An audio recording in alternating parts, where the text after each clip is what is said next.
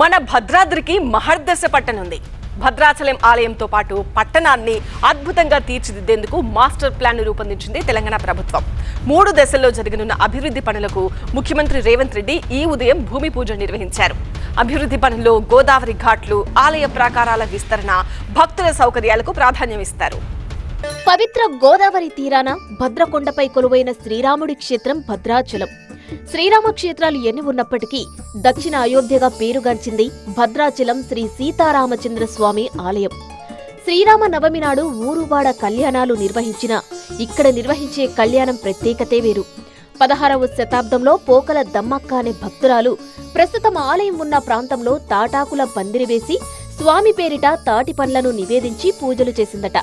భక్త రామదాసుగా ప్రసిద్ధుడైన కంచర్ల గోపన 1674లో ఇక్కడే ఆలయాన్ని నిర్మించారు. ఏటా జానకి రాఘవుల కళ్యాణం నిర్వహిస్తూ తనివితీరా ఆస్వాదిస్తోంది భక్తజనం. ఇన్ని ప్రత్యేకతలు ఉన్నా కూడా భద్రాచలం ఆలయం అభివృద్ధికి ఆమడ దూరంలోనే ఉండిపోయింది. దీంతో ఈ ఆలయాన్ని అభివృద్ధి చేయడానికి మాస్టర్ ప్లాన్ రూపొందించింది ప్రభుత్వం.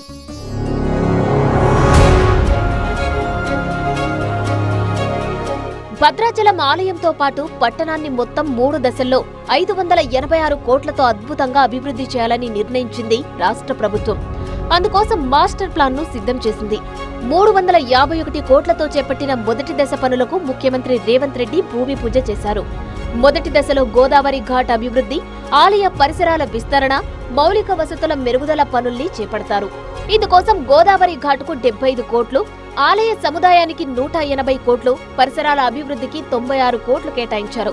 రెండో దశలో ఆలయం సమీపంలో అభివృద్ధి పనులు, మూడో దశలో భద్రాచలం పట్టణ సమగ్ర అభివృద్ధి పనులు చేపడతారు. ఆగమశాస్త్ర నిబంధనలకు, ఆలయ సహజత్వానికి ఎలాంటి భంగం కలగకుండా అభివృద్ధి పనులు చేపట్టాలని ముఖ్యమంత్రి రేవంత్ రెడ్డి అధికారులను ఆదేశించారు. వచ్చే ఏడాది జరగనున్న గోదావరి పుష్కరాలను దృష్టిలో ఉంచుకుని మొదటి దశ పనులను 2027 మార్చి 31 నాటికి పూర్తి చేయాలని లక్ష్యంగా పెట్టుకున్నారు.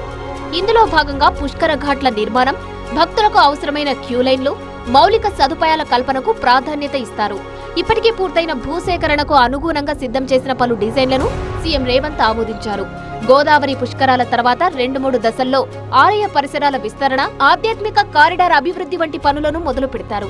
రాబోయే 200 ఏళ్ల అవసరాలను దృష్టిలో ఉంచుకుని ఈ ప్రణాళికలు ఉండాలని, భక్తులకు ఎక్కడ ఇబ్బంది కలగకుండా దశల వారీగా పనులు పూర్తి చేయాలని భావిస్తోంది ప్రభుత్వం.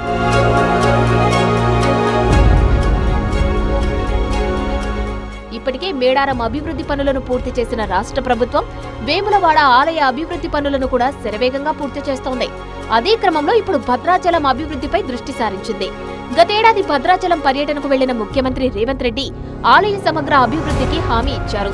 అందులో భాగంగానే పనులను మొదలుపెట్టారు. ఈ పనులన్నీ పూర్తయితే తిరుమల తరహాలో భద్రాచలం రామాలయం అభివృద్ధి చెందుతుందని ప్రభుత్వం చెబుతోంది.